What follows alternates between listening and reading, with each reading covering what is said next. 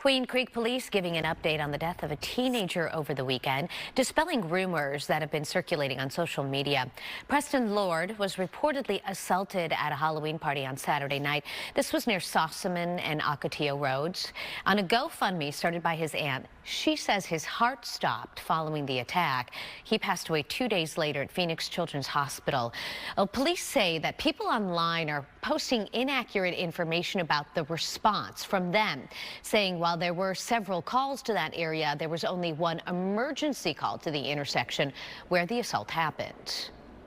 One of the other problems that we've been seeing is that the public posts lead to misidentification and targeting of individuals in the community that may not even be associated with this particular event.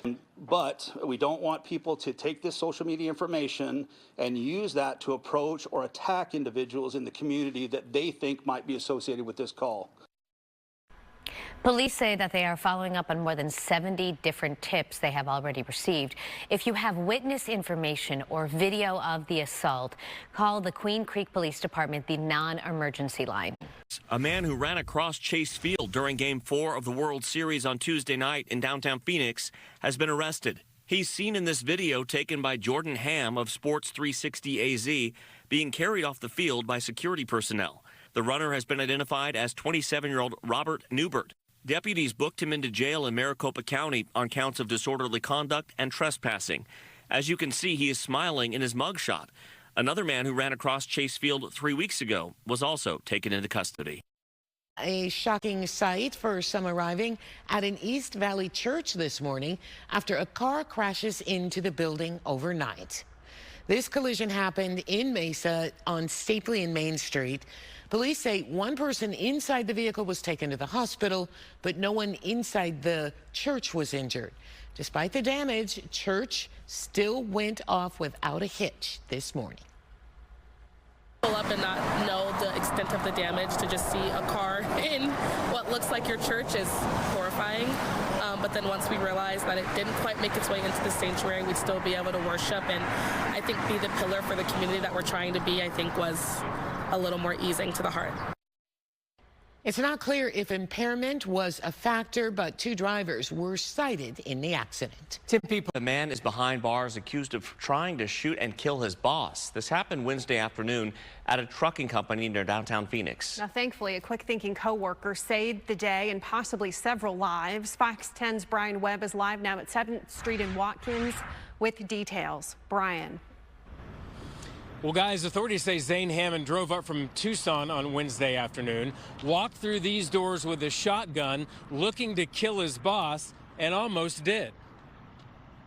You're arrested on one allegation of attempted murder. Authorities say security video shows Hammond walking into his boss's office, firing once but missing when the man ducked behind his desk, then turned the gun on a second worker who wrestled the gun away. This is Hammond in court with a prosecutor laying out the case.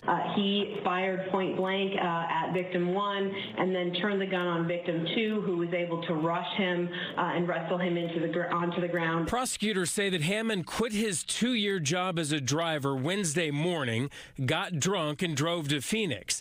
They say he was angry, believing he'd been poorly treated by management and customers, and went looking for workplace revenge. If you're a witness, make sure that you're a great witness, get those details, be able to provide it to law enforcement as quickly as possible so that we can have officers en route immediately. The state is very concerned that he is a significant safety risk, not only to these particular victims as well as the witnesses, but additionally to the public at large. Documents show the 32-year-old had been repeatedly reprimanded at work for personal hygiene and poor driving. In front of the judge, Hammond had little to say. Do you understand everything I've told you, sir? Yes, ma'am. Hammond is facing several charges, including attempted first-degree murder. Amazingly, nobody was hurt, and today nobody at United Freight Service wanted to comment. Live in South Phoenix, I'm Brian Webb, Fox 10 News. In my hands is the motion for temporary emergency orders filed by the father of 16-year-old Blaze Thibodeau. This was filed right after Blaze was taken from his Gilbert home by his mother to Boise, Idaho. Documents even mentioned the Lori Vallow-Chad Daybell saga that ended with multiple murders, saying the teen's mom formed similar beliefs about the end of the world several years ago. This is Blaze Thibodeau, a 16-year-old junior at Gilbert High School, now missing, believed to be with his mother, Spring Thibodeau, and 2 other family members. Blaze's father, Benjamin, talked with Nate Eaton of East Idaho News, saying the teen was taken by his mom. Blaze's 23-year-old sister, Abby Snar, followed as the family flew from Phoenix to Boise, Idaho, leaving Spring's car at the Sky Harbor Airport on October 23rd. Benjamin petitioned for sole custody of Blaze the next day. Court documents say Spring took her son out of state against his will as part of her end-of-the-world doomsday belief system. They felt like they need to protect him, and they needed to take him to this undisclosed location where he would receive his calling and understand his role in the second coming and the Savior's return to the earth. Benjamin's motion also says Spring's brother is the leader of the group that believes Blaze is the Davidic messenger prophesied in Scripture. Court documents reveal that Spring allegedly believes she is a prophetess, and the group thinks they have, quote, super elite chosen status as messengers of the last days. She started spending significant amount of money on food prep.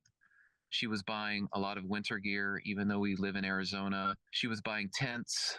She was convinced that that the saints would have to gather in the last days up into the mountains, and she was preparing for that. Exhibits filed by Benjamin's lawyer show a journal entry titled Questions for the Lord and asked, am I one of the witnesses who preaches with Blaze? And will I be asked to give my life? A second exhibit is a letter that Blaze's uncle allegedly wrote to his kids saying, quote, if you are reading this right now, it means that I am gone. I don't know where I'm going. I was not told. The FBI now involved as officials tell us that the family could be traveling to Canada with heavy snow gear, last known to be driving a white 2004 Lexus GX470 with dealer tags. Documents also tell us that Blaze strongly resisted his mom's alleged beliefs. If you've seen Blaze or his family, please contact FBI Phoenix or Gilbert Police. I'm Justin Lum for Fox 10 Investigates.